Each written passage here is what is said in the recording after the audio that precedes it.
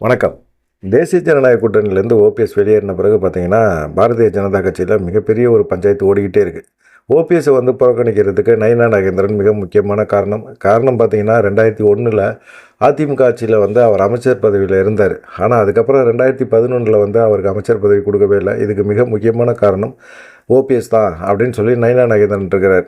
அவருக்கு அந்த பகை உணர்ச்சி அப்பையிலேருந்து இருந்துகிட்டே இருக்கு. ஒரு சந்தர்ப்பம் கிடைக்கும்போது ஓபிஎஸ்க்கு எதிராக செயல்படுவோம் அப்படின்னு நினைக்கும்போது திடீர்னு அவர் பாஜக கட்சியில் போய் சேர்ந்துறாரு. இன்றைக்கி பாஜகவில் மாநில தலைவர். இன்றைக்கி அதிமுக செல்வாக்கை இழந்து கிடக்குது. இந்த மாதிரி சூழ்நிலையில் எடப்பாடி பழனிசாமியும் நயினா நாகேந்திரனும் ஒன்று சேர்ந்துக்கிட்டு ஓபிஎஸ்க்கு எதிராக காய் நவுத்துறாங்க. ஓபிஎஸ்ஸை தேசிய ஜனநாயக கூட்டணியிலேருந்து வெளியேற்றணும், ஓபிஎஸ்க்கு ஒன்றும் இல்லாமல் செய்யணும் அப்படிங்கிற மாதிரி எண்ணம் அவங்களுக்குள்ளே இருக்குது. இந்த எண்ணம் ஓபிஎஸ்க்கு புரிஞ்சிருச்சு. அவர் அமித்ஷா சந்திக்கும் போது தமிழ்நாட்டுக்கு வரும்போது கூட அமித்ஷாவை சந்திக்கணும்னு சொல்லிட்டு நிறைய முயற்சி பண்ணுறாரு. நயினா நாகேந்திரன் தடுத்துக்கிட்டே இருக்கிறாரு. நான் அமித்ஷாவையும் சந்திக்க முடியல. ஏன்னா எடப்பாடி பழனிசாமி கோச்சுக்குவார். நயினா நாகேந்திரனை ஓபிஎஸ்ஸை சந்திக்க வச்சார் அப்படின்னா எடப்பாடி பழனிசாமி நயினா நாகேந்திரனுக்குள்ளே இருக்கிற இடைவெளி முறிஞ்சு போயிடும் அப்படிங்கிற ஒரு எண்ணத்தில் அவரும் பயந்தார். இந்த மாதிரி சமயத்தில் பிரதமரை சந்திக்கிறதுக்கு எவ்வளவோ முயற்சி பண்ணார். ஆதாரங்களை எல்லாம் கொடுத்தாரு. கொடுத்த பிறகும் நயினா நாகேந்திரன் சப்பக்கட்டு சொன்னார். ஆனால் ஓபிஎஸ் இல்லை, நான் இனிமேல் எனக்கு சுயமரியாதை இருக்குது, நான் இனிமேல் இந்த கூட்டணியில் தொடர்றதுக்கு வாய்ப்பே இல்லை அப்படின்னு சொல்லிட்டு வெளியேறிட்டார். வெளியேறினதுக்கு மிக முக்கியமான காரணம் அவர் கூட இருக்கிறவங்க கொடுத்த அழுத்தம் தான். பிரதமரை கூட என்னால் சந்திக்க முடியல, என்னால் சந்திக்கிறதுக்கு நான் வாய்ப்பு கேட்குறேன், 3 முதலமைச்சராக இருந்த நான் இப்போ இப்படி பண்ணி விட்றாங்களே, என்னைய கேவலப்படுத்துகிறாங்களே அப்படிங்கிற மாதிரி ஒரு கோபம் அவருக்குள்ளே இருந்தது. அப்புறமா அவருடைய ஆதரவாளர்கிட்டலாம் ஆலோசனை பண்ணார். இனிமேல் இங்கே இருக்கிறது வேஸ்ட்டுங்க அப்படின்னு சொன்ன உடனே என்ன செய்கிறாங்க, டக்குன்னு கூட்டணிலேருந்து விளையிறாங்க. விலகுனது உடனே முதலமைச்சரை போய் சந்திக்கிறாங்க. சந்தித்த உடனே அவர் கூட ஒரே நாளில் 2 தடவை. இது தேசிய ஜனநாயக கூட்டணிக்கு மிகப்பெரிய ஒரு அதிர்ச்சி கொடுத்தது. அதை விட பார்த்திங்கன்னா, முதலமைச்சரை சந்திச்சுட்டு அவர் வெளியே வரும்போதே பார்த்தேன், மனுஷன் சும்மா இல்லாமல் அரசியலில் யாருமே எதிரியும் கிடையாது, நண்பனும் கிடையாதுங்க அப்படிங்கிற மாதிரி அவர் வார்த்தையை வேறு விட்டார். இது ஐயோ, இவர் திமுக சைடு கூட்டணி வைப்பாரா, இல்லை திமுகவுக்கு ஆதரவான ஒரு நிலைப்பாட்டை எடுப்பாரா, இல்லை தேர்தல் சமயத்தில் இவர் தனித்து நின்றால் கூட அது எல்லாமே பார்த்திங்கன்னா திமுகவுக்கு சாதகமான ஒரு சூழ்நிலையை உருவாக்கிடுமோ அப்படிங்கிற ஒரு எண்ணம், பயம் எல்லாத்துக்குமே இருக்குது. ஆனால் எடப்பாடி பழனிசாமிக்கு மட்டும் இன்னமும் இல்லை. நேற்று கூட அவர் என்ன சொல்கிறாருன்னு பார்த்தீங்கன்னா, சசிகலா ஓபிஎஸ் நிலைப்பாட்டில் நான் எடுத்த முடிவு தான், அவங்கள திரும்பவும் கட்சிக்குள்ளே சேர்க்க மாட்டேன் அப்படிங்கிறதுல நான் தெளிவாக இருக்கிறேன் அப்படின்னு சொல்கிறார். டிடி தினகரன் விரைவில் எடப்பாடி பழனிசாமியை சந்திப்பார் அப்படின்னு சொல்லும்போது கூட நான் எடப்பாடி பழனிசாமியை சந்திக்க வேண்டிய அவசியமே கிடையாதுங்க, நான் தேசிய ஜனநாயக கூட்டணியில் இருக்கிறேன், கடந்த 1 வருஷமாக இருந்துகிட்டு இருக்கிறேன், நான் தொடர்ந்து கூட்டணிக்குள்ளே இருக்கிறேன், அவ்வளோதான். எடப்பாடி பழனிசாமியை சந்திக்கணும், பேசணும், அவர் முதலமைச்சராகணும் அப்படிங்கிற எண்ணம்லாம் எனக்கு கிடையாது. அமித்ஷா யார் முதலமைச்சர் அப்படிங்கிறத தேர்தல் முடிஞ்ச பிறகு முடிவு பண்ணுவார். அது வரைக்கும் எடப்பாடி பழனிசாமி அவரை முதலமைச்சர்னு சொல்லிக்கிட்டாரா, சொல்லிட்டு போகிறாரு, எங்களுக்கு அதை பற்றிலாம் கவலை கிடையாது அப்படிங்கிற மாதிரி அவரும் சொல்லிட்டார். தேசிய ஜனநாயக கூட்டணிக்குள்ளே ஓபிஎஸ் வரணும், ஓபிஎஸ்க்கு செல்வாக்கு இருக்குது, அவரை கூட்டிகிட்டு வாங்க அப்படிங்கிறதுல ரொம்ப உறுதியாக இருக்கிறார் அவரும். அதே போல் பார்த்திங்கன்னா, ஓபிஎஸ்ஸை நல்லா தெரியும், அண்ணாமலைக்கு நல்லா தெரியும். ஈரோடு கிழக்கில் இடைத்தேர்தலில் கூட பார்த்திங்கன்னா, நீதிமன்றம் ரெட்டை சின்னம் வேட்பாளர் தொடர்பாக என்ன செஞ்சாங்க, இவர் அவைத்தலைவர் மூலமாக ஒரு முடிவு எடுக்க சொன்னாங்க. தமிழ் மகன் உசேன் மூலமாக ஓபிஎஸ் தரப்புலையும் நீங்கள் உட்கார வச்சு பேசணும், எடப்பாடி தரப்பு ஓபிஎஸ் தரப்பு 2 தரப்பு உட்கார வச்சு பேசணும், அதில் யார் வேட்பாளர் பொது வேட்பாளரை நிறுத்துங்க அப்படிங்கிற மாதிரி சொல்லியிருந்தாங்க. ஆனால் அவர் தமிழ் மகன் உசேன் ஓபிஎஸ் தரப்பை கூப்பிடாமல் எடப்பாடி பழனிசாமி சொன்னவங்களை இது பண்ணார். அப்போ கூட ஓபிஎஸ் நீதிமன்றம் போயிருந்தாருன்னா ரெட்டை இலை சின்னம் முடங்கியிருக்கும். ஆனால் அப்போ கூட ஓபிஎஸ் அண்ணாமலை சொன்னார் அப்படிங்கிற ஒரு காரணத்துக்காக அவர் வேட்பாளரை வாபஸ் வாங்கினார். டிடி தினகரனும் வேட்பாளர் வாபஸ் வாங்கினார்.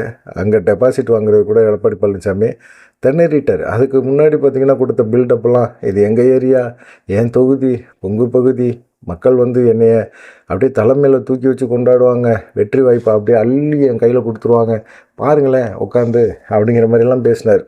இப்படி ஏகப்பட்ட குழப்பமான ஒரு சூழ்நிலையில் அண்ணாமலை எடப்பாடி பழனிசாமி சொல்கிறாரு அப்படிங்கிற மாதிரி ஒரு இடத்துக்கு அவரும் முக்கியத்துவம் கொடுத்தாரு. ஆனால் எடப்பாடி பழனிசாமி அதுக்கு ஒர்த்து கிடையாது அப்படிங்கிறத உணர்ந்துட்டார்.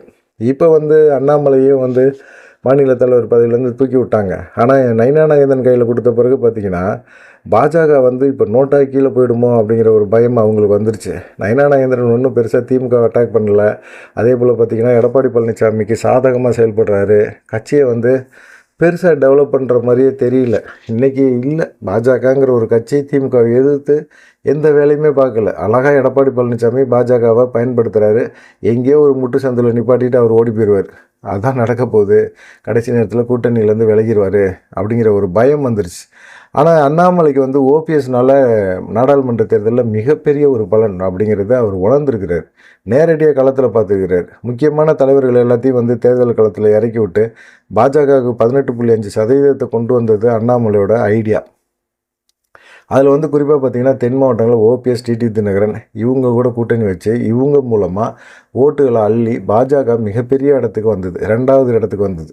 அது இல்லாமல் பார்த்திங்கன்னா அங்கே அதிமுக செல்வாக்கா கொடிக்கட்டி பறந்த அந்த இடங்கள் எல்லாமே பார்த்திங்கன்னா 4வது இடம், டெபாசிட்டு இழந்தது. இப்படி வந்து அதிமுக போயிடுச்சு, பின்னோக்கி போயிடுச்சு. இது எடப்பாடி பழனிசாமிக்கு நல்லா தெரியும், அண்ணாமலைக்கு அதை விட நல்லா தெரியும். ஓபிஎஸ்னாலையும் டிடிவி தினகரனாலும் தான் தென் மாவட்டங்களில் நம்ம முக்குளத்து சமுதாய வாக்குகளை வந்து வாங்க முடிஞ்சுது. அதனால தான் பார்த்திங்கன்னா பாஜக 2வது இடத்துக்கே வந்துச்சு. இது நைனா நாகேந்திரனுக்கு எங்கே புரியாமல் போச்சு. எடப்பாடி பழனிசாமி அதே சமுதாயத்தை சேர்ந்த ஓபிஎஸ்க்கு வந்து நைனா நாகேந்திரன் மூலமாக காய் நவுத்தி அவரை வெளியேற்றி வச்சிருக்கிறாரு. இது வந்து ஓபிஎஸ்க்கு இழப்பு கிடையாது, பாஜகவுக்கு மிகப்பெரிய இழப்பு அப்படிங்கிறத இவர் உணர்ந்திருக்கிறார், அண்ணாமலை உணர்ந்திருக்கார். அண்ணாமலை அதனால என்ன செஞ்சார் அப்படின்னா, நேரடியாக வந்து அவருடைய குருநாதர் இருக்கார்ல பிஎல் சந்தோஷ், தமிழ்நாடு பாஜக மேலிட பொறுப்பாளர், அவர் வந்து இப்போ தமிழ்நாட்டுக்கு இன்றைக்கி வரார். இன்றைக்கி வரும்போது பார்த்திங்கன்னா அண்ணாமலை உடனே அவசரமாக டெல்லிக்கு வர சொல்லி டெல்லியில் வந்து அவருடைய பேச்சுவார்த்தை நடத்தியிருக்கிறார். பேச்சுவார்த்தை நடத்தும் போது தான் நைனா நாகேந்திரன் எடப்பாடி பழனிசாமிக்குள்ளே இருக்கிற லிங்க்கு. 2வது நைனா நாகேந்திரனுக்கும் ஓபிஎஸ்க்கும் நடந்த மனஸ்தாபங்கள், கடந்த காலங்களில் நடந்த ஒரு கசப்பான உணர்வுகள், இதுக்கு வந்து பழி வாங்குறதுக்கு நைனா நாகேந்திரன் இப்போ செயல்படுறாரு அப்படிங்கிற ஒரு விஷயம். ஓபிஎஸ் இல்லாமல் தென் மாவட்டங்களில் பெருமளவில் என்ன முயற்சி பண்ணாலுமே நம்ம வந்து பெருசாக சாதிக்க முடியாது. எடப்பாடி பழனிசாமிகிட்ட ஈகோ அதிகமாக இருக்குது, கட்சியே ஒருங்கிணைக்க மாட்டேங்கிறாரு. 2வது அவரை நம்பி யாருமே கூட்டணிக்குள்ளே வர்றதுக்கு தயாராகவும் இல்லை. இப்படிப்பட்ட சூழ்நிலையில் ஓபிஎஸ்ஸை வந்து திரும்பவும் தேசிய ஜனநாயக கூட்டணிக்குள்ளே கொண்டு வரணும் அப்படிங்கிறதுல ரொம்ப ரொம்ப ரொம்ப தெளிவாக அண்ணாமலை இருக்கிறார். அதனால் வந்து பார்த்திங்கன்னா இன்றைக்கி கமலாலயத்தில் நடக்கிற பாஜகவோட ஆலோசனை கூட்டத்துக்கு முன்னாடி ஓபிஎஸ்ஸை வந்து பிஎல் சந்தோஷ் சந்தித்து பேசுவார். அவருடைய வருத்தங்களை எல்லாம் போக்குற மாதிரி பேசுவார். திரும்பவும் வந்து பிரதமரை சந்திக்கிறதுக்கான ஒரு வாய்ப்புகளை ஏற்படுத்தி கொடுப்பாங்க அப்படிங்கிற மாதிரி இருக்குது. ஆனால் பிரதமர் வந்தபோது கூட பார்த்திங்கன்னா ஏன் ஓபிஎஸ் வரல அப்படிங்கிற ஒரு எண்ணம் அவருக்குமே இருந்திருக்கும். ஏன்னா இவர் ஓபிஎஸ் பிரதமரை சந்திக்கிறதுக்கான கடிதம் போட்டு கூட அதை வந்து நைனா நாகேந்திரன் அவர் பிரதமர் நாலேஜ் கொண்டு போகல. பலமுறை பிரதமருக்கு வந்து அவரை வந்து இவர் நைனா நாகேந்திரனுக்கு ஓபிஎஸ் ஃபோன் போட்டு கூட அதை வந்து பெருசாக அவர் கண்டுக்கவே இல்லை. இப்படி பல விஷயங்கள் வந்து ஓபிஎஸ்க்கு எதிராக வந்து நைனா நாகேந்திரன் செயல்பட்டுக்கிட்டு இருக்காரு. இது கூட்டணி தர்மமே கிடையாது அப்படிங்கிற மாதிரி இப்போ அண்ணாமலை பிஎல் சந்தோஷ்கிட்ட சொல்லியிருக்காரு. பிஎல் சந்தோஷுக்கு இது தெளிவாக புரிஞ்சிருக்குது. இன்றைக்கி வந்து பிஎல் சந்தோஷும் ஓபிஎஸும் சந்திப்பாங்க அப்படிங்கிற மாதிரி ஒரு சூழ்நிலை இருக்குது. அப்படி சந்தித்தாங்க அப்படின்னா கண்டிப்பாக திரும்பவும் வந்து தேசிய ஜனநாயக கூட்டணிக்குள்ளே வருவார், ஓபிஎஸ் வருவார். ஏன்னா அவரை விடக்கூடாது அப்படிங்கிற எண்ணத்தில் எல்லாருமே இருக்கிறாங்க அப்படின்னு சொல்கிறாங்க. சரி, இதை விட்டுருவோம். இதுக்கப்புறமா பார்த்திங்கன்னா இப்போ பிஎல் சந்தோஷ் வரார்ல, கண்டிப்பாக வந்து அவர் கூட்டணி தொடர்பான பேச்சுவார்த்தையை அதிமுகவோட நடத்துவார் அப்படிங்கிற மாதிரி இருக்குது. ஏற்கனவே பார்த்திங்கன்னா அதிமுகவில் நிறைய விஷயங்கள் நடந்துக்கிட்டு இருக்குது. அவர் வந்து அண்ணாமலை வந்து எத்தனை தொகுதிகள் கேட்பார், எத்தனை தொகுதிகள் வேணும்பார் அப்படிங்கிற மாதிரியெல்லாம் நடந்துச்சு. அவர் வந்து நாடாளுமன்ற தொகுதிகளில் பாஜக கூட்டணி கட்சிகள் 2ஆம் இடத்துல வந்த தொகுதிகளை எல்லாத்தையுமே கேட்டுக்கிட்டு இருந்தார். அப்படி பார்த்திங்கன்னா கோயம்புத்தூரில் வந்து பாஜகவுக்கு செல்வாக்கு இருக்குது. கிட்டத்தட்ட 10 தொகுதிகள் இருக்குது. இந்த 10 தொகுதிகளில் 4 தொகுதிகளில் வந்து பாஜகவுக்கு வேணும் அப்படிங்கிற மாதிரி இப்போ பிஎல் சந்தோஷ் வந்து எடப்பாடி பழனிசாமிகிட்ட கேட்பார் அப்படிங்கிற மாதிரி சொல்கிறாங்க. எத்தனை தொகுதிகள் கேட்பார் அப்படின்னு பார்த்திங்கன்னா கிட்டத்தட்ட ஒரு 50 தொகுதிகளுக்கு மேலே பாஜகவுக்கு மட்டுமே கேட்க போகிறாங்க அப்படிங்கிற மாதிரி இருக்குது. அப்போ கூட்டணி பாஜகவை நம்பி வர கூட்டணி கட்சிகளுக்கெல்லாம் அவர் எத்தனை தொகுதிகள் கேட்பாங்க அப்படிங்கிறத பொறுத்து தான் இருக்குது. அதில் பார்த்திங்கன்னா குறிப்பாக கொங்கு பகுதியில், அதுவும் கோயம்புத்தூரில் வந்து 10 தொகுதிகளில் வந்து கிட்டத்தட்ட பார்த்திங்கன்னா மேட்டுப்பாளையம், சூலூர், கவுண்டம்பாளையம், கோயம்புத்தூர் வடக்கு, தொண்டாமுத்தூர், கோயம்புத்தூர் தெற்கு, சிங்காநல்லூர், கிணத்துக்கடவு, பொள்ளாச்சி, வால்பாறை, இந்த 10 தொகுதியில் பாஜகவுக்கு ஒரு 4 தொகுதி வேணும் அப்படின்னு சொல்லியிருக்காங்க. அதுலேயும் குறிப்பாக தொண்டாமுத்தூர் தொகுதியில் வந்து கட்டாயம் வேணும் அப்படின்னு சொல்லி பாஜக உறுதியாக இருக்குது அப்படிங்கிற மாதிரி சொல்கிறாங்க. இதெல்லாம் வந்து கொங்கு பெல்ட்லேயே ஒரு 4 தொகுதியை வந்து பாஜக கேட்குது அப்படின்னா கண்டிப்பாக அதிமுக கடந்த முறை 10 தொகுதியிலுமே வெற்றி பெற்ற தொகுதிகள். அந்த தொகுதிகளில் எப்படி கொடுக்கும்? நாங்கள் வெற்றி பெற்ற தொகுதிகளில் அந்த தொகுதியெல்லாம் நீங்கள் கேட்காதீங்க அப்படின்னு எடப்பாடி பழனிசாமி ஏதாவது மலுப்பலாக பேசுவார். பாஜகவுக்கு தொகுதி பங்கீட்டில் பாஜக அதிமுகவுக்குள்ளே கண்டிப்பாக வந்து சண்டை வரும் அப்படிங்கிற மாதிரி சொல்கிறாங்க. ஏன்னா 2021 சட்டமன்ற தேர்தலில் அதிமுக கூட்டணியில் பாஜகவுக்கு 20 தொகுதி தான் கொடுத்தாங்க. அன்னைக்கு பாஜக இருந்த நிலைமை வந்து வேறு. அன்னைக்கு நோட்டா கீழே, நீங்கள் சொல்கிற மாதிரி 3% கீழே. இன்றைக்கி வந்து 18.5%. அதிமுகவை பொறுத்த வரைக்கும் 20.5%. இப்படி வந்து நிறைய வந்து அவங்களுக்குள்ள வந்து முரண்பாடுகள் இருக்குது. சதவீதங்கள் நாடாளுமன்ற தேர்தலில் பெருசாக வந்துருச்சு. எடப்பாடி பழனிசாமியை பொறுத்த வரைக்கும் நம்பிக்கை இல்லாத ஒரு மனிதராக இருக்கிறார். அதிமுகவுக்கு இப்போ நடுவில் 2021லேருந்து 26க்குள்ளே வந்து இடைத்தேர்தலில் எந்த விதத்துலையுமே வந்து அதிமுக போட்டி போடவே இல்லை. ஆளும் தரப்பு வந்து அராஜகம் பண்ணுவாங்கன்னு. அராஜகம் பண்ண தான் செய்வாங்க, ஆனால் எதிர்த்து போட்டி போடலாம்ல அப்படிங்கிற ஒரு கேள்வி இருந்தது. எல்லா இடைத்தேர்தலையும் நாம் தமிழர் கட்சி போட்டி போட்டுச்சு. ஆனால் எடப்பாடி பழனிசாமி போட்டி போட பயந்தார். எங்கே டெபாசிட் இழந்துருமோ அப்படிங்கிற மாதிரி. இப்போயும் பெருசாக கூட்டணிகள் யாருமே பெருசாக அமையவே இல்லை. இந்த மாதிரி பல இடங்களில் வந்து குழப்பமான ஒரு சூழ்நிலை இருக்குது. 2021 நம்ம பாஜகவுக்கு ஒரு 20 தொகுதிகளை தான் கொடுத்தோம். அந்த 20 தொகுதிகளில் வந்து 4 தொகுதிகளை தான் பாஜக ஜெயிக்க முடிஞ்சது. அப்படி இருக்கும்போது நம்ம வந்து இப்போ வந்து 50க்கு மேற்பட்ட தொகுதி கேட்டாங்க அப்படின்னா நம்ம எப்படி கொடுக்க முடியும் அப்படிங்கிற ஒரு எண்ணத்தில் இருக்கார். இது வந்து கட்சிக்குள்ளே இவரும் ஆலோசனை பண்ணுவார் அப்படிங்கிற மாதிரி சொல்கிறாங்க. ஆலோசனை பண்ணி கண்டிப்பாக அதிமுக மற்றும் பாஜக தலைவர்களோட ஒரு ஆலோசனை பண்ணிவிட்டு அதுக்கப்புறமா தொகுதி உடன்படிக்கை ஏற்படும். கண்டிப்பாக எடப்பாடி பழனிசாமி இதுக்கு ஒத்துக்க மாட்டார். பாஜகவுக்கு மட்டும் 50 தொகுதிகளுக்கு மேலே, கிட்டத்தட்ட 50லேருந்து 60 தொகுதிகளுக்குள்ளே அப்படின்னா கண்டிப்பாக அவர் ஒத்துக்க மாட்டார் அப்படிங்கிற மாதிரி சொல்கிறாங்க. பார்க்கலாம் என்ன நடக்கும் அப்படின்னு சொல்லி. ஏன்னா நான் கொடுத்து தான் ஆகணும். பாஜக இன்றைக்கி அப்படி தான் இருக்குது. தேர்தல் ஆணையத்தில் சின்னம் கட்சி தொடர்பான வழக்குகள் இருக்குது. எடப்பாடி பழனிசாமிக்கு சிக்கல் இருக்குது. தலைக்கு மேலே கத்தி தொங்குது. அவர் வந்து இந்த விஷயங்கள் எல்லாமே வந்து அனுசரித்து போனால் தான் உண்டு. அவங்க கேட்குற தொகுதிகளை கொடுக்கணும். ஓபிஎஸ்ஸை திரும்பவும் தேசிய ஜனநாயக கூட்டணியில் கொண்டு வராங்க. ஓபிஎஸ்க்கு ஒரு 10 தொகுதியை ஒதுக்கணும். டிடிவி தினகரனுக்கு ஒரு 10 தொகுதியை ஒதுக்கணும். இன்னும் வந்து அவங்க தேமுதிகவோட பேச்சுவார்த்தை நடத்தணும். பாமக வந்து இன்றைக்கி உடஞ்சி கிடக்குது, சின்ன பின்னமாக கிடக்குது. உடஞ்ச ஒரு சின்ன இதை வந்து கொண்டு வரணும். ராமதாஸ் வந்து எடப்பாடி ஆதரிக்கலாம், அன்புமணி ஆதரிப்பாரா அப்படின்னு தெரியல. அன்புமணி ஆதரிக்கிறதுக்கு வாய்ப்பு இருக்குது. ஆனால் வந்து அவர் கேட்குறது வந்து கடந்த முறை நீங்கள் எத்தனை தொகுதி கொடுத்தீங்க? 23, அதை கொடுத்துருங்க. அப்போ வந்து என்ன சீட்டு நோட்டு 2 விஷயத்தையுமே வந்து கரெக்டாக எனக்கு கொடுத்து விட்ருங்க அப்படிங்கிற மாதிரி அவர் அன்புமணி பேசுகிறாரு. அப்படி பேசினா அதிமுக அன்புமணி ஆதரிக்கிறதுக்கு வாய்ப்புகள் இருக்குது அப்படிங்கிற மாதிரி சொல்கிறாங்க. ஆனால் இப்போ இன்றைக்கி சூழ்நிலைக்கு பொதுக்குழுவில் வந்து அன்புமணி கையில் தான் கட்சி இருக்குது அப்படிங்கிற மாதிரி தெரியுது. இன்றைக்கி வந்து அவர் மகளிர் மாநாடு ராமதாஸ் நடத்துகிறாரு. அதில் அவர் என்ன பேசுகிறாரு அப்படிங்கிற ஒரு எதிர்பார்ப்புமே இருந்துக்கிட்டு இருக்கு.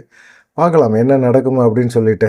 இப்போ வந்து 50 தொகுதிகளுக்கு மேலே வந்து பாஜகவுக்கு மட்டும் வேணும் அப்படின்னு சொன்னால் அதிமுக வந்து இல்லை அப்படின்னு சொல்லிட்டு பாஜக கூட்டணியிலேருந்து விலகி தனித்து போட்டி போடுறது கூட ஓகே அப்படிங்கிற ஒரு எண்ணத்துக்கு எடப்பாடி பழனிசாமி வந்துட்டார் அப்படிங்கிற மாதிரி இருக்கும். தனித்து போட்டி போடுற அளவுக்கு அவர் யோக்கியமான சிகாமணி கிடையாது.